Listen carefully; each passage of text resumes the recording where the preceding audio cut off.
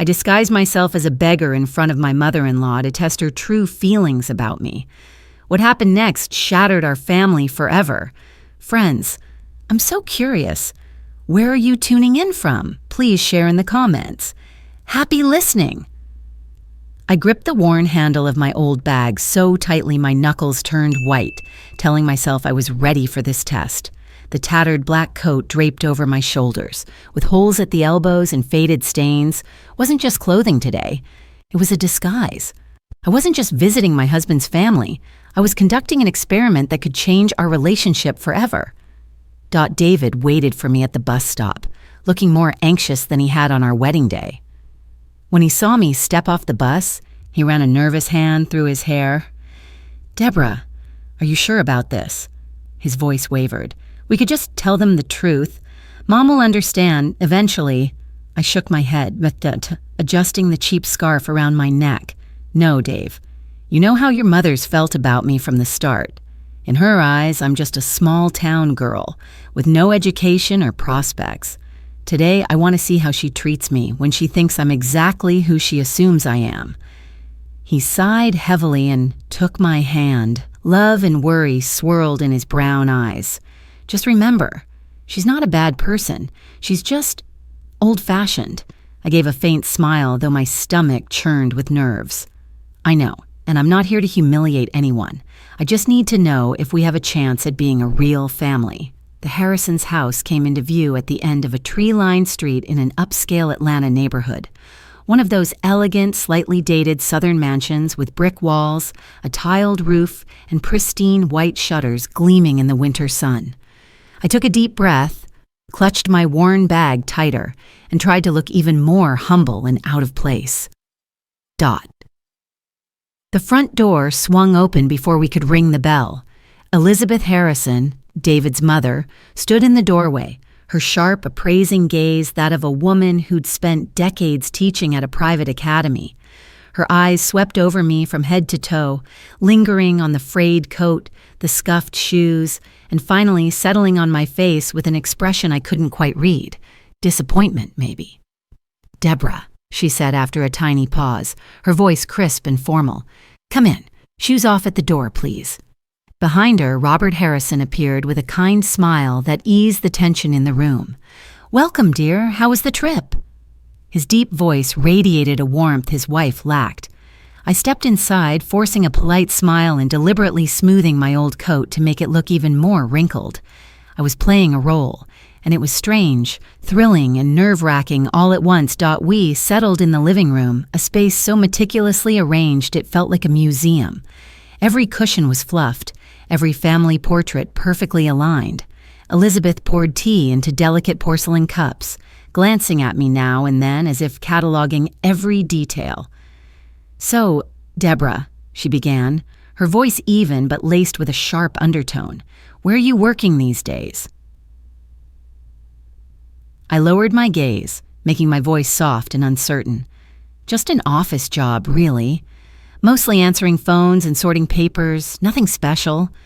One of her eyebrows arched, and the corners of her mouth curved into what looked like confirmation of a long-held opinion. "Ah, well, stability is good, even if the pay isn't much, I suppose." I nodded slightly, feeling a burn in my throat, but staying in character. David tensed beside me, ready to jump in, but I placed a hand on his leg under the table and gave a subtle shake of my head. Elizabeth leaned back, stirring her tea, her tone casual but cutting. "And where are you living now? Still renting? You know, homes in the city aren't getting any cheaper." I told David he could have chosen differently, someone more established. "Remember the Walker girl, David? She just passed the bar." Her words landed like tiny needles, sharp but expected. I knew this moment would come, and I needed to hear it all, every judgment, every assumption before the truth came out. Elizabeth's words hung in the air, fragile and sharp as glass about to shatter. I kept my smile steady, though every muscle in my face begged to falter. David stiffened beside me, his jaw tight, and I could feel his pulse quicken through the hand resting on his knee. "Mom," he said slowly, "Deborah and I are happy where we are. We're doing fine." Elizabeth tilted her head, lips pursed as if holding back something harsher. Happiness doesn't pay a mortgage, dear. I just worry. You deserve stability, someone who can keep up with you. I lifted my cup and sipped slowly to avoid saying something I'd regret. My plan was working. It wasn't about snapping back, it was about listening, really hearing what she thought when she believed I had nothing to offer. Her eyes flicked to my coat again, narrowing. You know, Deborah, I always say first impressions last. When I first met you, I thought, well, she's sweet enough, but clearly small town. I figured you'd adjust to city life, but some things don't change, I suppose. The remark stung like a light slap, though I'd invited it by dressing like I had nothing. I took a deep breath, keeping my expression soft, and nodded as if agreeing. David's patience finally snapped. Mom, enough! You don't know everything about her. Elizabeth set her cup down with a soft clink. And what exactly do I need to know, David? She's got a regular job. You're still renting, and she gestured at me, didn't even dress properly for a visit with her husband's family. What am I supposed to think?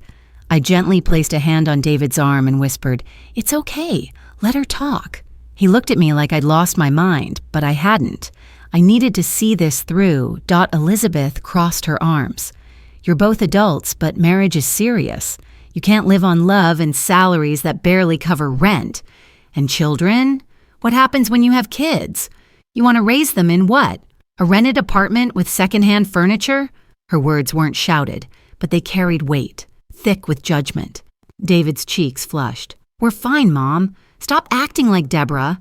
Elizabeth cut in sharply. Like what? Like she's not ready, not suitable? I'm just being honest.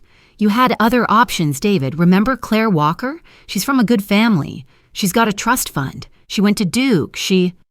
Enough! David exploded, standing so fast his chair scraped the hardwood. We're leaving. But I reached for his wrist, my voice calm, almost gentle. No, let's stay. I want to hear her out. All of it. Elizabeth blinked, clearly thrown by my composure. You want to hear this? Yes. I gave a faint smile. I think honesty's good sometimes, even when it stings. She hesitated, then leaned back. Well, honesty is what families need. I just don't want to see my son struggle because someone can't match his ambition, that's all. I nodded again, as if absorbing every word. Inside, my stomach twisted, not from anger but from sadness. I saw it so clearly now. Elizabeth wasn't cruel because she hated me. She was harsh because she was afraid. Afraid her son might have a harder life than she'd envisioned for him, But it still hurt, The rest of the lunch passed in awkward silence, broken only by Robert's attempts at small talk about the weather and the garden. David stayed tense, ready to snap again, but I kept giving him subtle signals to hold off. Finally, after dessert, Elizabeth glanced at the clock. I almost forgot. My show's about to start. David groaned softly. I'd heard about this before. Her obsession with a particular talk show that aired every evening. She turned on the TV, muttering about how inspiring it was supposed to be. I sipped my tea, wondering if I should excuse myself to the bathroom, when the host's upbeat voice cut through. Today we have an incredible guest, one of the brightest young entrepreneurs in EdTech. Please welcome Deborah Harrison, founder and CEO of Edu Future. The camera panned to a woman in a cream suit, hair neatly styled, makeup flawless. She smiled at the host with easy confidence.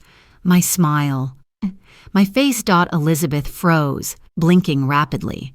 She looked at the screen, then at me, sitting right there in her living room in my tattered coat and scuffed shoes. Her lips parted, but no words came.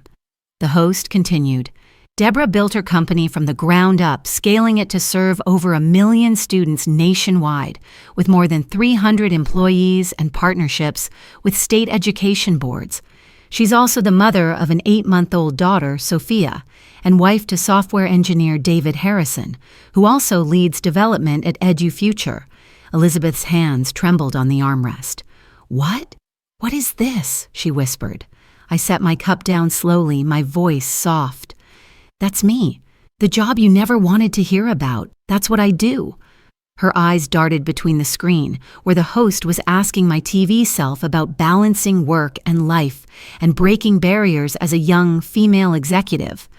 You, Elizabeth stammered. Yes. I folded my hands neatly in my lap. I wanted you to see me for who I am, not my title or my paycheck, but you didn't want to hear it. For the first time that evening, the silence didn't feel heavy. It felt like the air itself had shifted, waiting for something new to grow.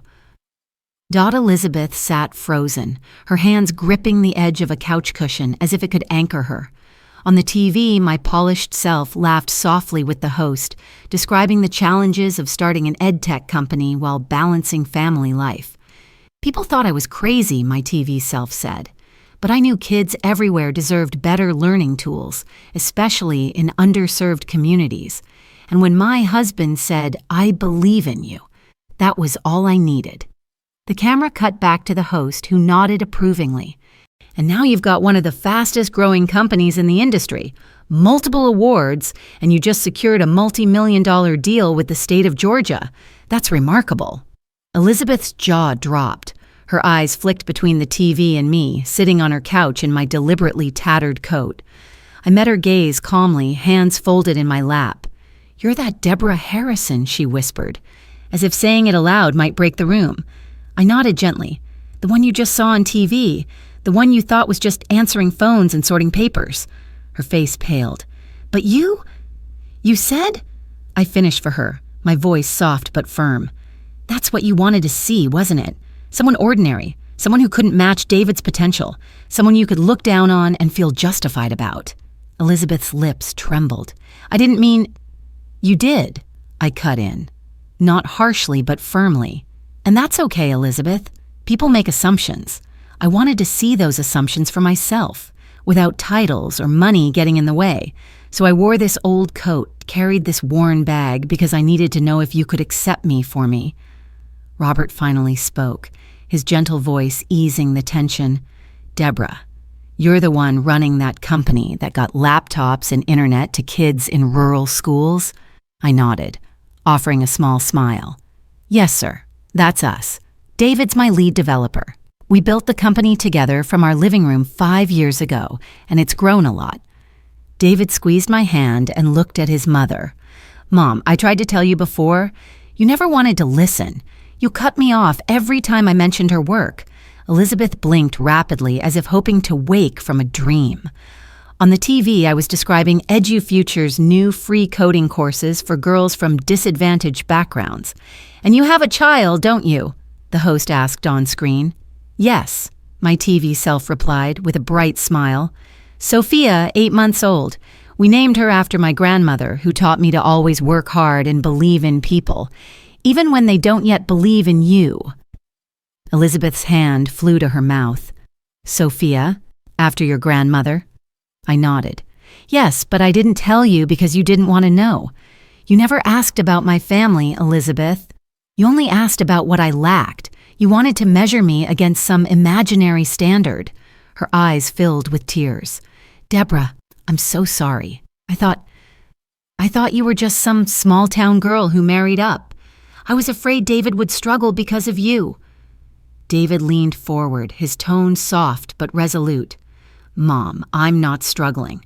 I'm thriving because of her, because she believed in me enough to build something from nothing. We're creating something amazing together. And it's not just a business, it's our life." Elizabeth wiped her cheeks, smudging her mascara. I don't know what to say. I placed my hands on my knees and leaned forward slightly. "You don't have to say anything right now. I didn't come here to hurt you. I came because I wanted a real relationship, not one built on half-truths or resentment. But I needed to know if you could love me even when you thought I had nothing to offer." Elizabeth's chin trembled. She turned to the TV where the interview was wrapping up, my on-screen self saying, "You can't judge someone by the coat they wear or the car they drive. Potential hides in unexpected places." The show cut to commercials, leaving a silence so thick it felt alive. Finally, Elizabeth whispered, "I judged you and I was wrong. I was wrong from the day I met you." I reached for David's hand, squeezing it gently before speaking. You were protecting your son in your own way. I get that. But families aren't built on protection alone. They're built on trust and kindness. Elizabeth sobbed, pulling a handkerchief from her sleeve. Can you forgive me, Deborah? I paused, studying her face. She looked smaller somehow, like her sharp edges had finally softened. Yes, I can, but not because I'm successful. I forgive you because I know you love David and because I don't want our daughter growing up, thinking her family is divided. Elizabeth broke down, covering her face with both hands. I didn't know. I just didn't know who you were. I stood and moved closer, placing a hand on her shoulder. You didn't need to know who I was on paper. You just needed to know me. She lowered her hands slowly, tears still streaming down her cheeks. I want to, Deborah. I want to know you, the real you, not the one I made up in my head. I smiled softly. Good, because I want that too. David pulled me close, his arm around me as Elizabeth stood shakily, like her legs had forgotten how to work. She reached out and hugged me for the first time. It wasn't a light, polite embrace. It was full, trembling, and real. When she pulled back, she whispered, "Thank you for giving me a chance to see who you are, and for not giving up on me." I smiled, feeling the knot in my chest unravel. Everyone deserves a second chance, Elizabeth. The house felt different after that hug, like the walls themselves had exhaled. The sharp tension that greeted us at the door softened, replaced by something fragile but real, like the first green shoots after a hard winter. Elizabeth sat back down, dabbing her eyes with her handkerchief, while Robert quietly poured fresh tea as if trying to anchor the room in normals. David sat beside me, his arm still protectively around my shoulders, though I could feel him relax for the first time all evening. Elizabeth cleared her throat, her voice shaky. Deborah, I judged you because I was afraid. I'd been telling David for years he needed stability. I built this picture in my head of what his life should look like, who he should marry, and you didn't fit it. That scared me. I reached for her hand gently. You don't have to explain it all today. I understand more than you think. You've loved David his whole life. Of course you wanted to protect him, but sometimes protecting someone means letting them choose their own path, even if it's not what we pictured. She nodded, tears threatening again. I didn't just misjudge you. I pushed you away. I never even asked about your life, your work, your dreams. I saw your coat, your shoes, and thought I knew you. I'm ashamed of that. I smiled softly, my thumb brushing her hand. It's okay to be wrong, Elizabeth. What matters is what we do after we realize it. The silence that followed wasn't heavy anymore. It felt gentle. Robert broke it softly like a man carefully opening a door. You know, Deborah, when I saw that interview, I realized something. You built something from nothing, and you did it for kids. That's something to be proud of. Elizabeth looked at him, then back at me. Proud? She echoed quietly. I don't think I've ever said that to you, Deborah, but I am. I'm proud of you. I'm proud you're my daughter-in-law. My throat tightened, and for a moment I couldn't speak.